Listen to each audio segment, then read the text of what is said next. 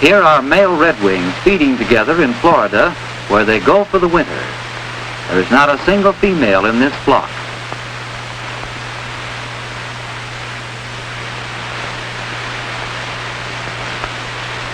Early in spring, the redwings return to the northern marshes where they raise their young. The males arrive long before the females. These flocks are a familiar sight during March and early April in most of the northern states and Canada.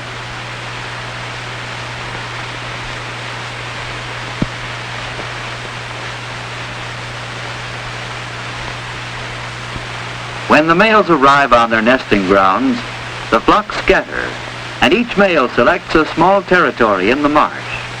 He drives the other males away and sings and displays his scarlet epaulets.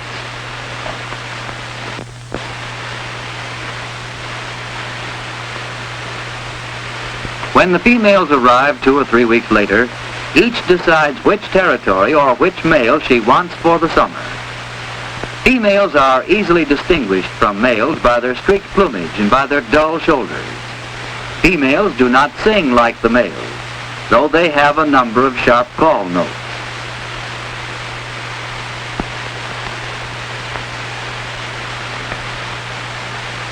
Soon the male is displaying his gaudy shoulders and gleefully singing gurgly-o, gurgle-ee to attract the female.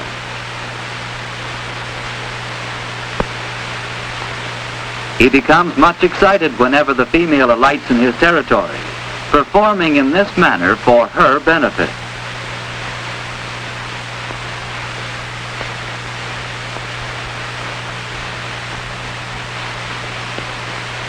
In due time, the female accepts the male's territory, and it is then her job to build the nest while he continues to sing and guard the territory.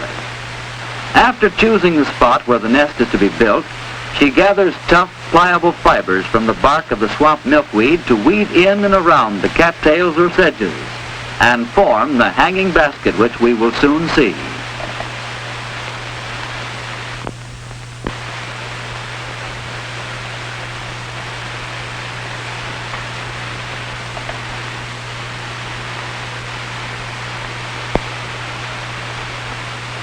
Whenever the male sings, the female quivers her wings or gives some other response as an outward expression of her inner excitement. Indeed, it has been shown that among some birds the pulse rate of the female takes a sudden jump each time the male sings. So perhaps the redwing's heart flutters with her wings.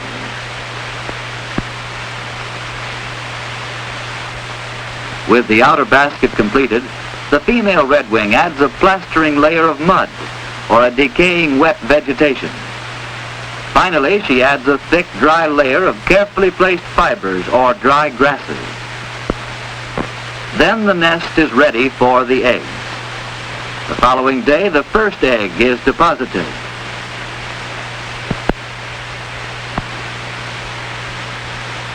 And each day at about the same time, another egg is laid until the normal clutch of 4 has been completed.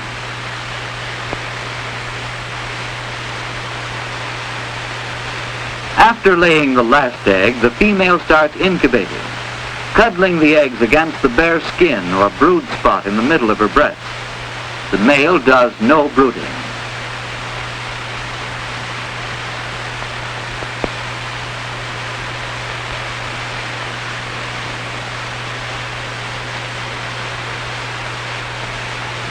After 11 days of incubation, the eggs hatch, usually all on the same day, though one egg is sometimes delayed until the following day.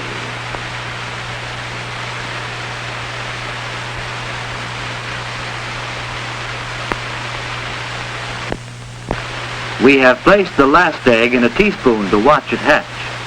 On the outside it looks nearly the same as when first laid, only a little duller.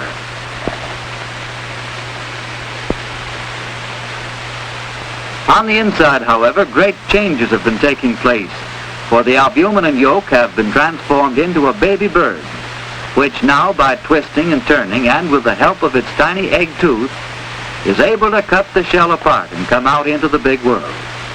At first, its natal down is wet and stringy. Its eyes are not open, and its actions are not well organized.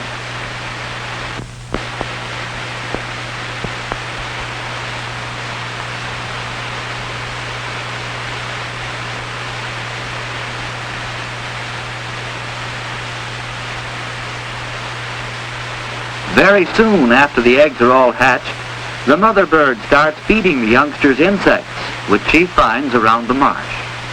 From then on, feeding is an almost continuous process. She brings the insects in her bill and places them in the youngster's throat, touching the back of its tongue to get the right reaction.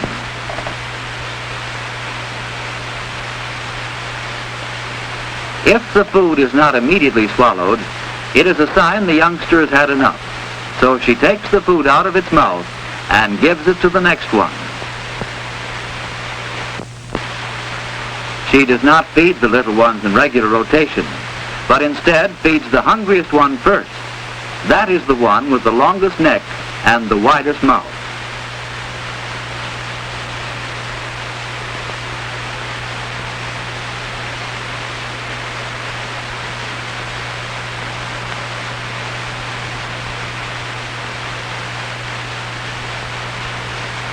After each feeding, the mother bird carefully cleans the nest.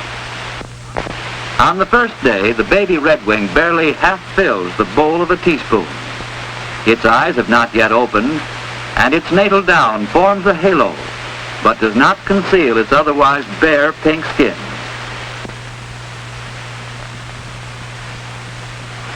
By the second day, dark lines indicate where juvenile feathers will soon appear.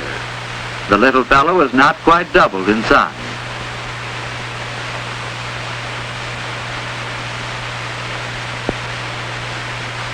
On the third day, the incoming juvenile feathers show distinctly in the wings and on the back and flanks.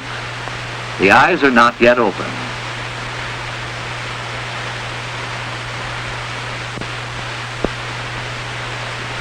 On the fifth day, the young redwing shows visible quills, but the feathers have not yet broken from their sheath. He can open his eyes at this age. Between the fifth and seventh days, great changes take place in the general appearance of the young redwing. For not only has he grown much larger, but his feathers have lengthened and are now breaking from their sheath. His eyes are wide open and gaining a little expression.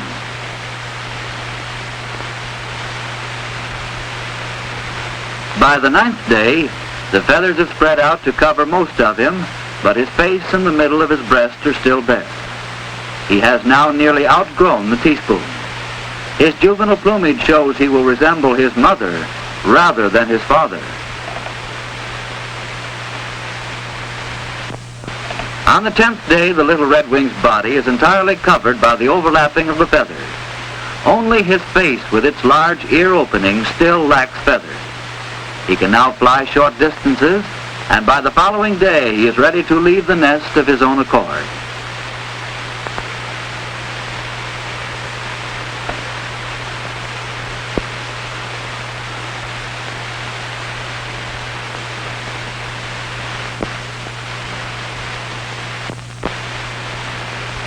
It is now fall, and the young redwings are able to shift for themselves. Gradually they gather into large flocks, roosting together in the marsh and stopping at upland fields to feed. During late summer, the morning and evening flights of blackbirds fill the landscape in parts of our country near the larger marshes, where they sometimes gather by the tens of thousands. In some places they are joined in their roosts by birds called starlings and grackles. These flights continue until October or even November, for these birds are always arriving from farther north, and others leaving for the south. Before the snow flies, however, all have left the northern states and are once more divided into flocks of males and flocks of females in the rich feeding grounds near warm southern waters.